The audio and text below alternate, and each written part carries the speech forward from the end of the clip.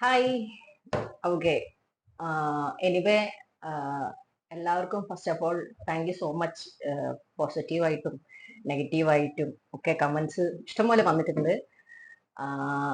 ഇതിൽ നോക്കുകയാണെങ്കിൽ കുറെ ആളുകൾ ഈ ഒരു നമ്മൾ കുറെ വീഡിയോസ് തന്നെ ഒരു 2 ഡേയ്സിനുള്ളിൽ നന്നായിട്ട് റീച്ച് ആയിട്ടുണ്ട്. അപ്പോൾ പല ആളുകളും ചോദിച്ച കുറച്ച് ക്വസ്റ്റ്യൻസ് ഉണ്ട്.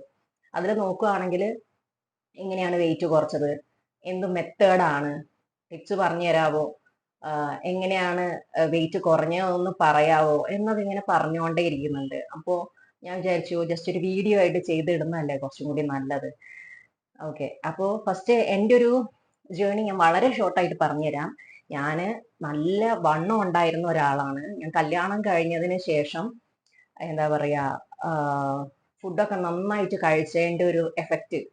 ഇപ്പം ഫുഡ് നന്നായിട്ട് മനസ്സറിഞ്ഞ് വയറ് നിറച്ച് കഴിച്ചു കഴിഞ്ഞാൽ വെയിറ്റ് കൂടും. അത് സ്വാഭാവികം, നമുക്ക് അറിയുന്ന അല്ലേ. അതാണെങ്കിലും കഴിക്കുന്ന ഫുഡ് വയറ് ഫില്ല് ചെയ്ത് കഴിക്കുക, ഇത് നോർമലി നമ്മൾ ഫോളോ ചെയ്യുന്നത്. അതും ടേസ്റ്റി ആയിട്ടുള്ള ഓരോ ഫുഡ് എടുത്തു നോക്കി കഴിഞ്ഞാലും അത് ഹെൽത്തിന് അത്ര നല്ലതല്ല എന്ന് നമുക്കും അറിയാം.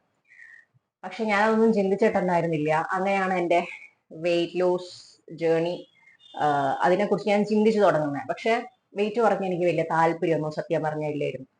അങ്ങനെ പതുക്കെ പതുക്കെ വെയിറ്റ് കൂടുന്നതിന്റെ ഭാഗമായിട്ട് ഹെൽത്ത് ഇഷ്യൂസ് ഒക്കെ വരാൻ തുടങ്ങി. കാലുവേദന, ബാക്ക് പെയിന്, ഇങ്ങനത്തെ ഒക്കെ വരുന്ന സമയത്ത് നമ്മൾ സെൽഫായിട്ട് ചെറിയ കൺട്രോളിങ്ങും കാര്യങ്ങളൊക്കെ നടത്തുമായിരുന്നു. അങ്ങനെ നടത്തിയ സമയത്ത് 1-2 കിലോ മാത്രം കുറയുക, പിന്നെ അവിടെ വെച്ചിട്ട് പിന്നെയും സ്റ്റോപ്പ് ആവും. ആരെങ്കിലും ഒക്കെ നിർബന്ധിക്കുന്ന സമയത്ത് വീണ്ടും ഞാനത് പൊട്ടിച്ച് വീണ്ടും ഫുഡ് കഴിക്കാൻ തുടങ്ങി. അപ്പോൾ ഡെയിലി ബേസിസിൽ വെയിറ്റ് നോക്കുന്ന പരിപാടികളൊന്നുമില്ല. അങ്ങനെ വെയിറ്റ് ഇങ്ങനെ കൂടി കൂടി വരാൻ തുടങ്ങി. അപ്പൊ എല്ലാവരും പറയും സെൽഫായിട്ട് കൺട്രോൾ ചെയ്താൽ കുറയാവുന്നതല്ലേ ഉള്ളൂ എന്ന്. അത് അതിനുള്ള ഒരു മൈൻഡ് സെറ്റ് എന്ന് പറഞ്ഞു കഴിഞ്ഞാൽ സത്യത്തിൽ ഇല്ലായിരുന്നു. അതാണ് സംഭവിച്ചത്. അത് 2 ദിവസം ഫോളോ ചെയ്ത് മൂന്നാമത്തെ ദിവസം ആകുമ്പോഴത്തേക്കും ആ ഒരു സീരിയസ്നെസ് വിട്ടുപോകുമായിരുന്നു. പിന്നെ പതുക്കെ പതുക്കെ കല്യാണം കഴിഞ്ഞിട്ടും കൺസീവ് ആവാത്തൊരു പ്രോബ്ലം വന്നു.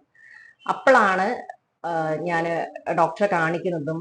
ഡോക്ടർ പറഞ്ഞു PCOD ഇഷ്യൂ ഉണ്ട്. ചെക്ക് ചെയ്ത സമയത്ത് പതുക്കെ തൈറോയിഡിന്റെ ഒരു പ്രോബ്ലം വരുന്നുണ്ട്, എക്സസ് വെയിറ്റ് ആണ്, വെയിറ്റ് കുറച്ചേ പറ്റുള്ളൂ. സോ ഇങ്ങനെ ഇരിക്കുന്ന സമയത്താണ് നിങ്ങളൊക്കെ ഫേസ് ചെയ്ത പോലെ തന്നെ ഇഷ്ടംപോലെ ആരെടുത്ത് ഞാൻ വെയിറ്റ് കുറയ്ക്കാൻ പോകും എന്ന് ശരിക്കും ചിന്തിച്ചിരുന്ന സമയത്താണ് എനിക്ക് ഇതേപോലെ തന്നെ എന്താ പറയാ ഒരു കോച്ചിനെ ശരിക്കും കിട്ടിയത്.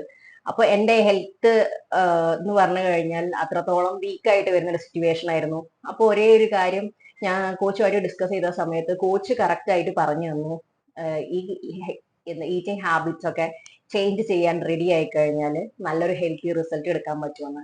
എന്നിട്ട് കോച്ച് പറഞ്ഞ പോലെ തന്നെ നമ്മൾ ഫോളോ ചെയ്യാൻ വേണ്ടി തുടങ്ങി. സോ ഇവിടെ ഒരേ ഒരു കാര്യം പറയാനുള്ളതെന്ന് വെച്ചാല്, നമ്മൾ വെയിറ്റ് കുറഞ്ഞിട്ടുണ്ടെങ്കിലും അധിക ആളുകളും പറയുന്നത് ഞാൻ കുറഞ്ഞ വെയിറ്റ് വീണ്ടും കൂടിയെന്നാണ്. ഞാൻ ആ വെയിറ്റ് ഇപ്പോഴും മെയിൻറ്റെയിൻ ചെയ്ത് കൊണ്ടുപോകുന്നുണ്ട്. ആഫ്റ്റർ പ്രഗ്നൻസിക്ക് ശേഷം എനിക്കൊരു ബേബി ഉണ്ടായി. ബേബി ഹെൽത്തി ആയിട്ടിരിക്കുന്നു. ആൾക്ക് 5.5 വയസ്സാണ്. പ്രഗ്നൻസിക്ക് ശേഷം ഞാനൊരു 18 കിലോ വെയിറ്റ് കുറച്ചു. ആ ഒരു വെയിറ്റ് അന്നും ഇന്നും എന്നും മെയിൻറ്റെയിൻ ചെയ്ത് കൊണ്ടുപോകുന്നുണ്ടെങ്കിൽ അത് കറക്റ്റ് ആയിട്ടുള്ളൊരു കോച്ചിങ് കിട്ടിയത് കൊണ്ട് മാത്രമാണ്. അധികം ആളുകളും ചെയ്യുന്ന ഒരു കാര്യം, നിങ്ങൾക്കൊരു ഡയറ്റ് പ്ലാൻ കോച്ച് പറഞ്ഞു തന്നിട്ടുണ്ടാവും, അതനുസരിച്ച് നിങ്ങൾ ഫോളോ ചെയ്തിട്ടുണ്ടാവും, പകുതിക്ക് വെച്ച് സ്റ്റോപ്പ് ചെയ്തിട്ടുണ്ടാവും.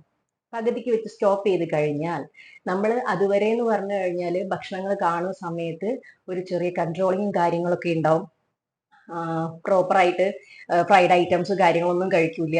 നല്ല ബാലൻസ് ചെയ്തിട്ടായിരിക്കും മുന്നോട്ടേക്ക് പോകുന്നുണ്ടാവുക. അവിടെ ഒരു കോച്ച് നമ്മളെ ശ്രദ്ധിക്കുന്നുണ്ട് എന്നുള്ള ഒരു തോട്ടാണ് നമുക്ക് ആ ഒരു റിസൾട്ട് ശരിക്കും കിട്ടാൻ വേണ്ടിയിട്ട് ഹെൽപ്ഫുൾ ആവുന്നത്. ഇവിടെ ഈ ഒരു പ്രോഗ്രാം കട്ടാവുന്ന സമയത്ത് ഇനി 2-3 ദിവസമൊക്കെ നമ്മളൊന്ന് കൺട്രോൾ ചെയ്ത് നോക്കും. പക്ഷെ ഫുഡ് കാണുന്ന സമയത്ത് നമുക്ക് അത് പിന്നെ അങ്ങോട്ടേക്ക് കൺട്രോൾ ചെയ്ത് പോകാൻ പറ്റൂല. നോർമൽ ബേസിൽ പിന്നെ പ്രത്യേകിച്ച് ആര് ശ്രദ്ധിക്കാനാ, എങ്ങനെ ഒരു തോട്ടം ഉണ്ടാവും. പതുക്കെ പതുക്കെ പതുക്കെ പതുക്കെ പതുക്കെയാണ് ഈ ഒരു വെയിറ്റ് റീഗെയിൻ ചെയ്ത് വരുന്നത്.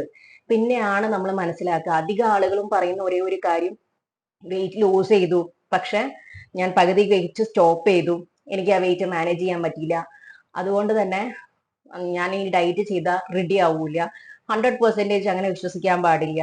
ഇപ്പൊ നിങ്ങൾ പുറമേ ഉള്ള കുറെ ആളുകളെ നിങ്ങൾ നോക്കുക, നല്ല മൈൻഡ് സെറ്റ് ഉള്ള ആളുകൾ അവരുടെ ബോഡി നല്ല ഹെൽത്തി ആയിട്ട് കൊണ്ടുപോകുന്നുണ്ട്. സോ നല്ല മൈൻഡ് സെറ്റോട് കൂടിയിട്ട് ഇരിക്കാൻ വേണ്ടിയിട്ട് നിങ്ങൾ റെഡി ആവാ. എനിവേ ഇതാണ് ഞാൻ വന്ന ഒരു ജേണി. സോ ഒന്നുമില്ല, എൻ്റെ ഈറ്റിംഗ് ഹാബിറ്റ്സ് നല്ല ഹെൽത്തി ആയിട്ടുള്ള ഒരു ഈറ്റിംഗ് ഹാബിറ്റ്സിലേക്ക് കൊണ്ടുവന്നു. അത് അന്നും ഇന്നും എന്നും ഞാൻ ബാലൻസ് ചെയ്ത് മുന്നോട്ടേക്ക് കൊണ്ടുപോകുന്നു. ഇതാണ് എനിക്ക് കിട്ടിയ റിസൾട്ട്. എനിവേ ഇനി മോർ ഇൻഫോർമേഷൻസ് ഇനിയുള്ള ചെറിയ ചെറിയ വീഡിയോകളിലായിട്ട് നിങ്ങൾക്ക് ഷെയർ ചെയ്യാം കേട്ടോ.